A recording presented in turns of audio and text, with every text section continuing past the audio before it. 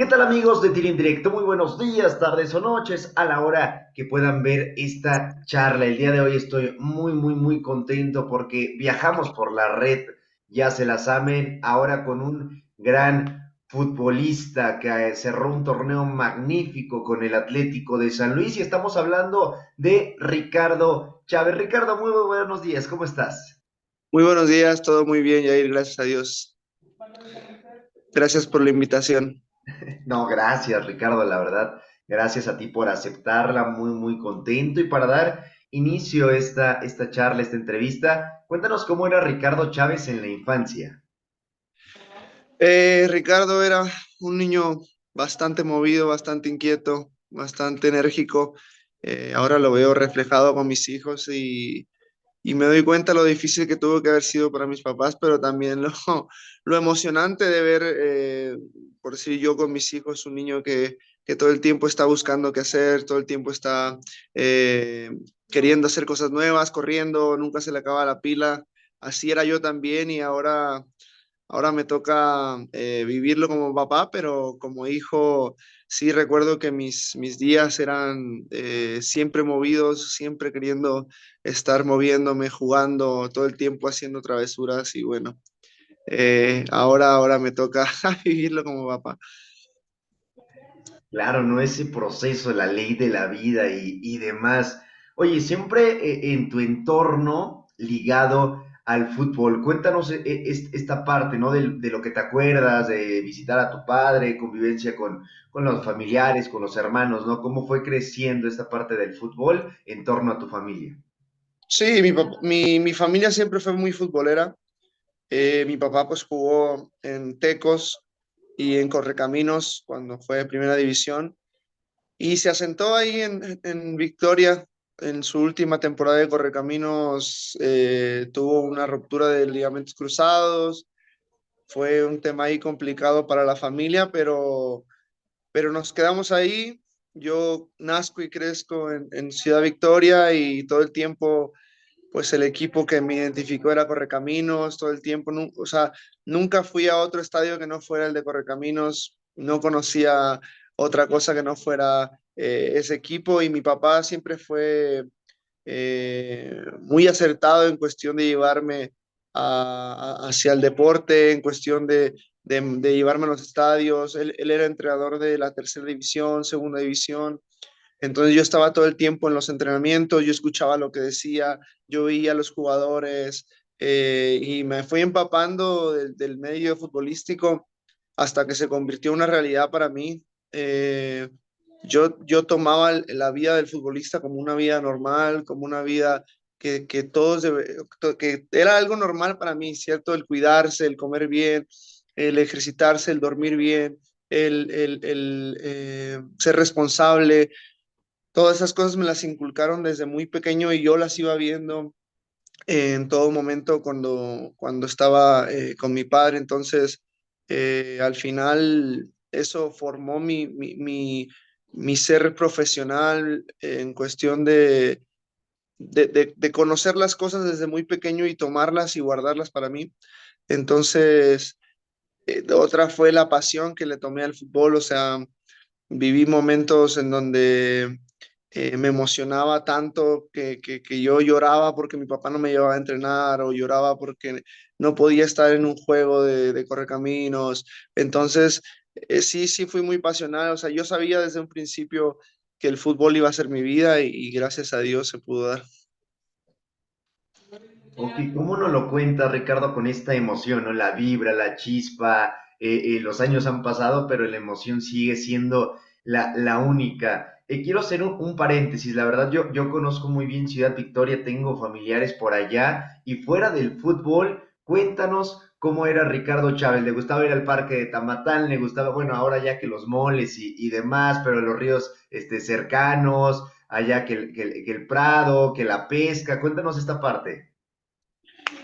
Sí, éramos bastante hogareños, la verdad. Siempre, bueno, mis padres eran mucho de familia, de juntarnos en familia, de hacer cosas en casa de mis abuelos o con los primos. y yo siempre fui también muy amiguero del barrio, o sea, yo salía, o sea, llegaba de la escuela, 2 de la tarde, comía y me iba con los amigos hasta las 8 de la noche, que ya era cuando me metía. Entonces, siempre, como te digo, tuve una infancia muy activa y lo que hacíamos era a veces ir a la pesca, a veces salir a los parquecitos que había ahí. Había un cine nada más, Cinépolis, en donde podíamos ir a ver películas, pero normalmente no era mucho de hacer cosas que estuvieran fuera del fútbol. Siempre era salir a jugar con los amigos. Si iba a casa de un amigo era para ir a jugar. Después que, pues, obviamente cuando eres niño vas a casa de amigos y juegas al Nintendo, pero siempre terminábamos, pues, jugando fútbol. Entonces, la verdad que en mi infancia mis amigos sí fueron muy, muy importantes y pude también desarrollarme como persona y mis relaciones sociales pudieron crecer gracias a las personas que pude encontrarme ahí en mi infancia. Eso es cierto y demás, Ricardo. Y también cuéntanos esta parte de en esos momentos, ¿quién era tu referente del Correcaminos? Porque nos dices que ibas al estadio y demás, al Marte R. Gómez, ¿no? También un gran estadio mítico de por allá. ¿Quién eran los ídolos en esos tiempos? Híjole, pues había bastantes jugadores que me recuerdo eh, en esos tiempos. Me tocó de chiquito el Charro, me tocó el Rambo, me tocó Nico Saucedo en su tiempo, me tocó, o sea, muchos jugadores que fueron también marcando como una historia en Correcaminos. Eh, Hubo jugadores también de Ciudad Victoria que yo veía que empezaban en tercera, iban subiendo, iban haciendo su carrera futbolística y eso pues me motivaba muchísimo. El Rolly Sena, o sea, el Kid Herrera, eran jugadores de Ciudad Victoria que yo veía entrenando con mi papá en la tercera división y de repente estaban en la liga, bueno, en la primera A ya jugando, o sea, eso me llenaba de motivación. Entonces también, como yo los conocía a ellos, pues se me hacía algo increíble y se me hacía algo muy, muy, muy, muy padre que verlos crecer y en un momento que estuvieran debutando en la primera A y eso era lo que me tomaba más arraigo hacia el Correcaminos, ¿no? Que, que esas personas con las que yo convivía, después ya tomaban su carrera futbolística como el sueño de todo niño. Ok, ¿y cuándo fue esa línea que dice, ¿sabes qué? Sí, me gusta el fútbol, sí, soy muy apasionado, me entrego, entreno, pero ya lo quiero para la vida profesional? No, no, es que lo que te comento, nunca hubo una línea, siempre fue ese mi sueño y yo lo sabía desde que empecé a jugar fútbol a los 6 años, yo estaba totalmente convencido que mi vida iba a ser el fútbol, porque no conocía otra cosa más, ¿sabes? O sea, yo iba a la escuela y estudiaba y veía que mis amigos a lo mejor querían ser doctores, arquitectos, esto o el otro, pero a mí nunca me movió ninguna otra cosa que no fuera el fútbol y siempre lo tuve presente. O sea, siempre me preguntaban qué vas a hacer de grande y yo le decía futbolista. Y me decían, pero si no, y le dije, no, pues futbolista. O sea, no hay como que un plan B porque nunca me tomé el tiempo para pensar un plan B.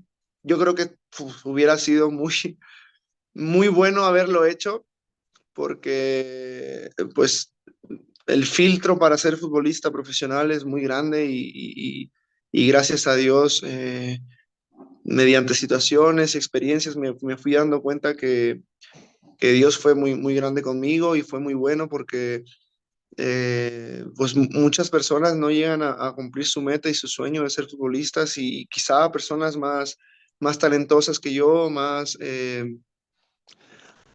con más cualidades que yo, pero Dios fue bueno y pude hacer lo que más me gusta en esta vida, que es jugar fútbol. Ok, muy, muy interesante esta parte, Ricardo. Cuéntanos ahora tu paso por los Tigres, ¿no? ¿Cómo significó esta madurez para ti de aprendizajes, ¿no? Un técnico como lo fue Ferretti o lo es hasta estos momentos, los regaños, los aprendizajes, algunas anécdotas que tengas o que te dejó ese club. Sí, en Tigres yo llego con 15 años, después de haber jugado en tercera división y segunda división de Correcaminos. Me reclutan en un partido que tuvimos de liguilla, Correcaminos contra Tigres, me ven, me llama mi papá y Tigres se arreglan y yo me voy para allá. Hay un entrenador que también movilizó mucho que se llama Balton Ra. Él tuvo fue el mediador para que yo llegara en Correcaminos y Tigres, porque Correcaminos no me quería dejar ir, Tigres me quería, y ahí hubo un conflicto que pudo arreglar él. Y llego a Tigres, pero llego como delantero, o sea, como centro delantero. Empiezo toda mi carrera de centro delantero en sub-17, tercera, eh, segunda división. Y pues imagínate todo el tiempo yo ser delantero, extremo, a lo mejor media punta. Y llega un momento a los 20 años que me dicen, oye, ¿sabes qué? Pues si quieres seguir la senda de futbolista, tienes que cambiar de posición. Y yo acababa de quedar subcampeón goleador con la segunda división en Tigres. O sea, a mí me hablaron, yo pensaba que me iban a dar el premio, ¿sabes? No, muy bien, todo esto. Y me dicen, eso, ¿sabes qué? Hay hay una posibilidad de que juegues de lateral derecho. ¿Qué te parece? Pues si no quieres, no pasa nada. Pero no hay cabida como delantero para ti en la próxima generación, que era la sub-20. Entonces sí fue algo raro y fue diferente, no fue malo, porque no me puse triste ni nada, pero sí pude hablarlo con mi papá y pues, como te digo, yo lo que quería era jugar, ¿sabes? Yo quería seguir avanzando, quería seguir jugando, quería seguir escalando categorías y se dio. Esa temporada la hago con la sub-20, me enseñan pues lo básico de ser lateral y me empieza a ir bien.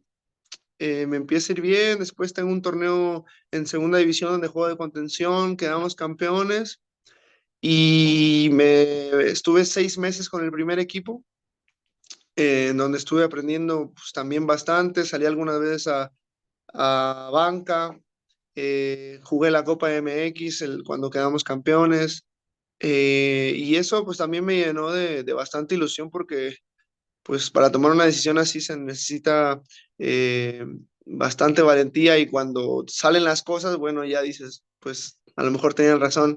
Entonces, de ahí, pues conozco a todos los mega jugadores que eran en ese tiempo.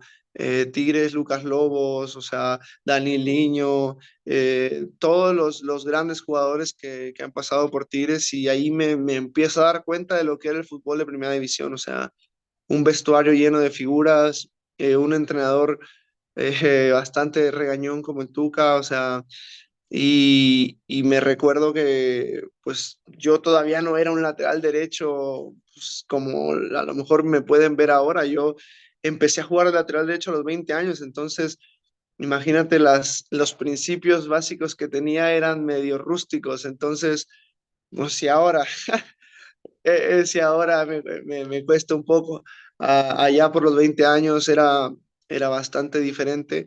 Y el Tuca, pues, entre que me enseñaba y me regañaba, o sea, siempre fue un técnico así. Y me acuerdo una vez que iba a jugar titular la Copa y me pone de titular y no, o sea, hay una jugada en donde nos meten gol, está jugando con el Pollo Briseño de central, nos meten gol y yo pensaba que no había hecho nada malo y cuando llego al vestidor, ¡fua! O sea, lo primero que me dice, que niño, que por qué no cerraste, que tienes que cerrar cuando el balón está del otro lado y esto y el otro y el otro. Y yo dije, no, la cajeteada que me eché, ¿no? Pero te sirven esas cosas, o sea, te sirven esas cosas porque te das cuenta que no hay no hay cabida para el error en los cuadros de primera división y también hubo momentos en donde pues, me sorprendió mucho porque también reconocía lo bueno y me tocó varias veces que me tocara la palmadita en la espalda de muy bien y eso, entonces eso viniendo, imagínate, siendo joven y viniendo de un entrenador como el Tuca también te llena de motivación.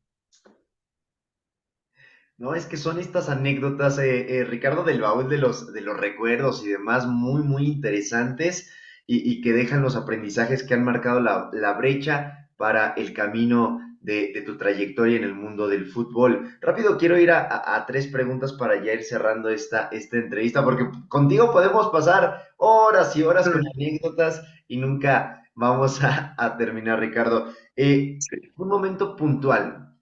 Tanda de penales, Estadio Akron, contra Correcaminos, Copa MX. Cuéntanos cómo pasó esta parte y lo que te maduró en lo personal a ti ese encuentro. Con Correcaminos contra Chivas Sí, y la Copa MX un momento pues donde yo estaba jugando de central, imagínate, yo en Correcaminos terminé mi etapa jugando de marcador por derecha, jugamos con línea de 5 y me tocaba marcar al Memote, que ahora está en Puebla. Entonces, imagínate un jugador de 1,70 contra uno de 1,95 gigante.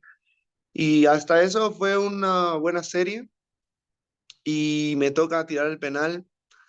En la sub-17 antes se hacía las tandas de penales obligatorias y yo me acuerdo que siempre que cruzaba fallaba y siempre que cruzaba la fallaba y la fallaba.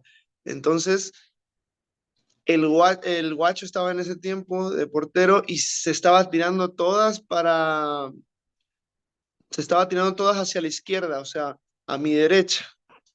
Y yo dije, no, voy a tener que cruzar porque está tirando todas para allá, Y cuando me toca tirar, cruzo y justamente se avienta para allá el guacho y me tapa el penal. Entonces fue un momento pues bastante difícil porque la presión era una presión que no se había sentido nunca en mi carrera, pero que me ayudó también a ser más determinado, a ser más consciente y a buscar la calma y la paz en los momentos de, de depresión. Eso es algo que todo jugador debe de ir conociendo y solo se va tomando con los momentos complicados. Entonces, sí fue algo difícil, pero también fue sumamente satisfactorio el poder haber llegado hasta allá con Correcaminos, el poder haberme enfrentado con un equipo de primera división y eso es lo que deja más las experiencias, lo bueno y lo malo, pues bueno, aprendes de ello y después ya lo desechas.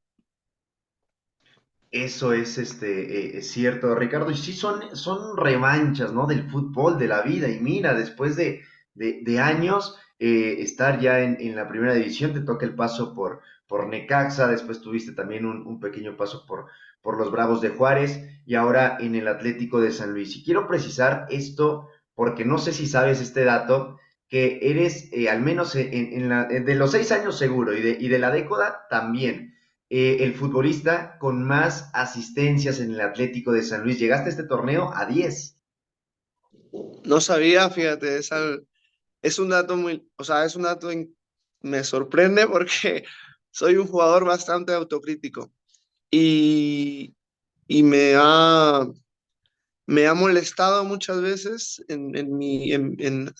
para mí el hecho que durante los torneos yo siento que debería trabajar un poco más mi toque final, ¿sabes? Es algo bastante que tengo muy presente, que me gustaría hacer más asistencias, me gustaría generar más a la ofensiva y siempre ha sido como que mi, mi obsesión, no mala, pero una obsesión que yo puedo mejorar muchas cosas, pero eso me tiene bastante con cuidado.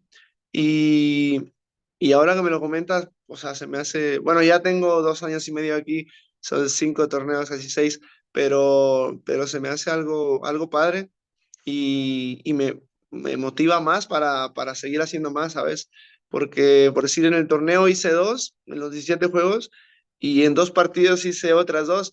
Entonces, o sea, ahí es donde yo siento que puedo hacer más, que si me la creo, o sea, podría generar más y ayudar más al equipo, que es lo importante. O sea, mi meta siempre es ayudar al equipo y ser parte que ayude, que jale para el mismo lado. Y creo que pues las asistencias, los goles, pues obviamente siempre lo más vistoso, ¿sabes? Me podrán decir datos de los duelos ganados, de las recuperaciones, pero pues imagínate ese delantero que todavía hay en mí, me pide ser más contundente a la hora del ataque.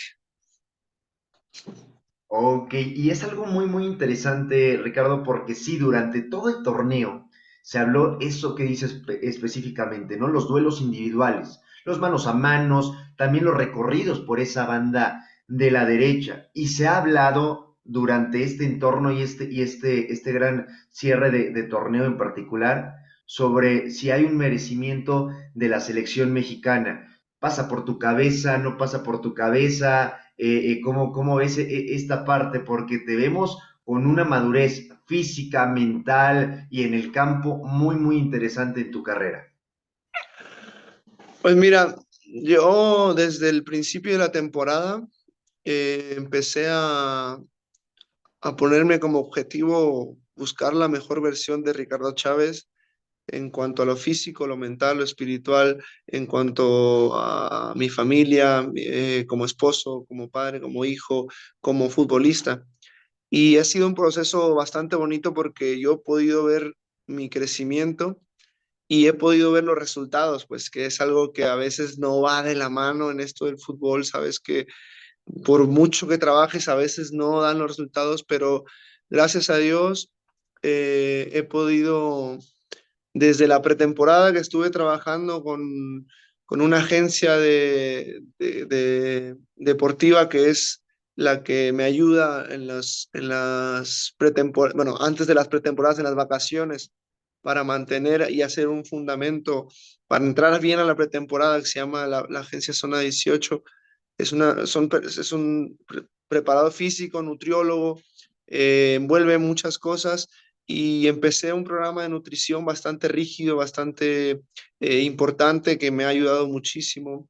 Empecé desde la pretemporada a trabajar aspectos físicos que me estaban haciendo falta.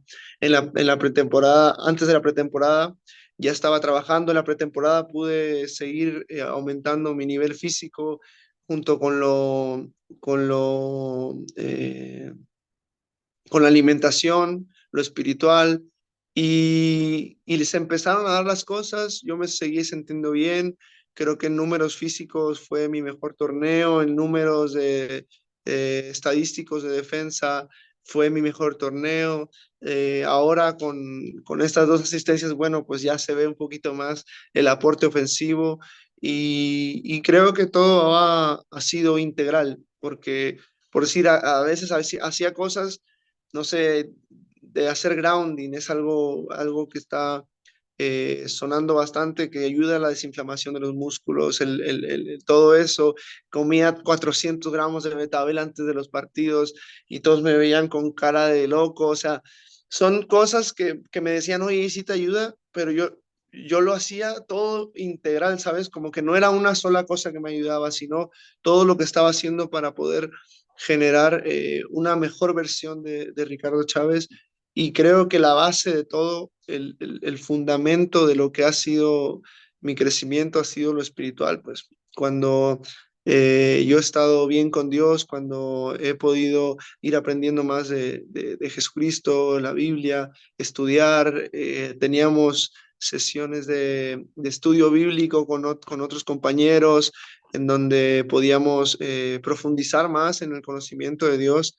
Eso era lo que me mantenía, eso era mi ancla, pues, lo que me mantenía en sintonía con lo que pasaba, porque yo sabía que todo lo que viniera era de parte de Dios, era eh, voluntad de Dios y que si me mantenía en obediencia con Él, pues sea bueno, sea malo, sea humillante o sea enaltecido, pues iba a ser de parte de Dios. Entonces, Le entregué todas mis cargas a Dios, le entregué todos mis sueños, mis metas, mis anhelos, y justamente lo que dices de las elecciones es una de ellas. O sea, cuando ahora que se escucha tanto y empezó a hacer revuelo en mi cabeza, pues yo tenía la conciencia de que yo se lo debía dejar a Dios, o sea, entregárselo en sus manos, ponerlo y descansar, porque al final muchas veces ese tipo de cosas te generan ansiedad, te generan afán, te generan que no juegues de la misma manera y orando mucho y reflexionando y meditando, o sea, decidí soltar esas cosas que se decían, esas cosas que yo a lo mejor sentía como futbolista y se las entregué a Dios. Le dije que, pues que de Él era mi vida, mi tiempo, mi juego, mi trabajo, mi familia, y al final eso es lo que he hecho y sé que Dios me ha respondido y bueno, si él quiere, se dará, si no quiere, también estoy bastante feliz y eso es todo lo que conlleva ese tema, sí es algo bastante lindo porque yo he aprendido a dejar mis afanes, mis metas, mis sueños con Dios y Él es perfecto y hace todo perfecto. Oye, qué bonito, ¿no? Cómo te expresas, cómo lo sientes, cómo nos, también magnificas esa vibra a toda la gente que podrá ver esta charla, Ricardo. Y bueno, muchísimas felicitaciones, ¿no? Por que te has encontrado, por toda la alegría también que principalmente te has dado tú mismo, que le has dado a los que te rodean en tu entorno y que has transmitido a toda la afición potosina. Rápido cerrando con esta pregunta, ¿cómo se vivió esa parte del Azteca? Me tocó hacer el viaje en León, me tocó hacer el viaje a la Ciudad de México y la verdad es que se decía que iba a ser la peor versión del San Luis en el Azteca, que iba a ser algo parecido como el torneo pasado con Puebla, o sea, todo pintaba para que fuera una fiesta a favor del América. Y ustedes hicieron soñar, ustedes se pusieron a jugar y estuvieron casi a minutos de hacer la heroica.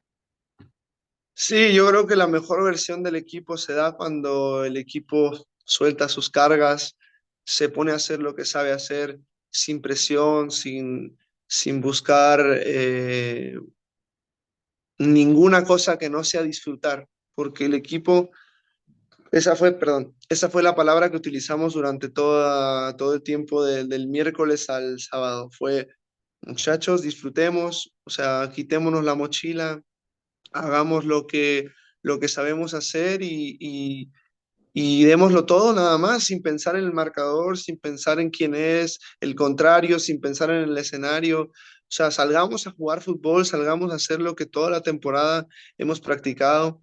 Y la verdad que se dio bastante bonito porque desde los primeros minutos tú podías sentir ese aire de que estábamos jugando muy bien, de que éramos superiores en ese momento, en que podíamos estar dentro.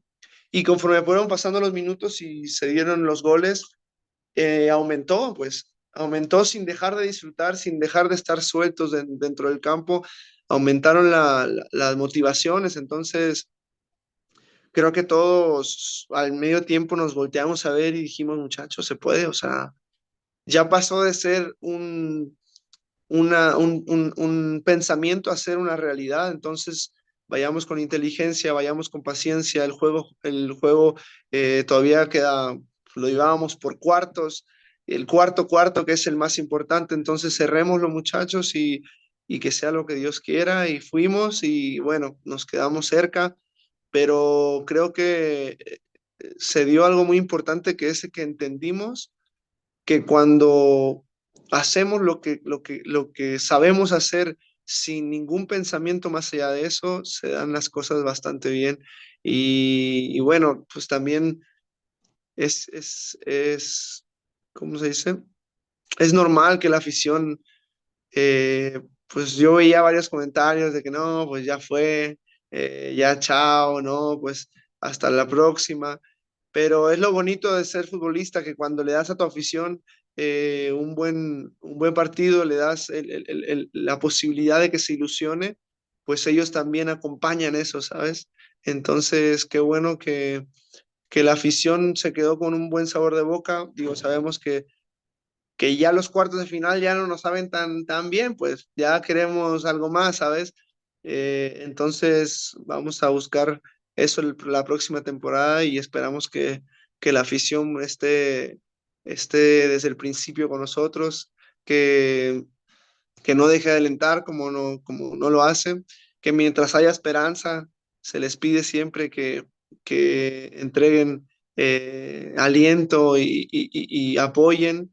Y claro que si se quieren hacer notar que lo mejor es alentando, pues. Entonces, o sea, les reconozco yo a la afición todo el apoyo, pues, se vio allá, inclusive íbamos con América el miércoles, que fue la ida, y había gente de América, pero había más gente de San Luis, entonces eso fue muy motivacional para nosotros porque normalmente cuando viene un equipo grande salen las esas que traen la doble camisa, ¿cierto? Que le van a San Luis, pero le van también a este y le van también al otro. Pero yo creo que la afición cada vez está siendo más fiel, la afición se está haciendo cada vez más identificada con el equipo y eso es lo que me llena de gusto, ¿no? Porque yo a mí he pasado momentos sumamente difíciles donde he tenido que ver a la cara a la afición y disculparme y disculparnos como grupo, pero, pero ahora voltear a ver a la afición y voltearlos con una sonrisa y con dignidad en la cara y con buenos resultados en la cara es lo más lindo porque ahí ellos también se les ven las caras que están ilusionados y pues para un futbolista también es súper lindo eso. Ricardo, de verdad, muchísimas gracias por esta entrevista, por estos minutos. Me lo he pasado increíble conociéndote, disfrutando tu trayectoria. Y para cerrar, ahora tendrás que dominar a dos compañeros, excompañeros, amigos del fútbol para seguir contando historias. ¿A quién nominas y a quién invitas para unas futuras entrevistas? Eh, bueno, vamos a pensar. Yo creo que Andrés Sánchez sería bastante lindo que pudiera contar ahora que le está tocando cegar lo que ha plantado, lo que ha puesto con trabajo. Y a,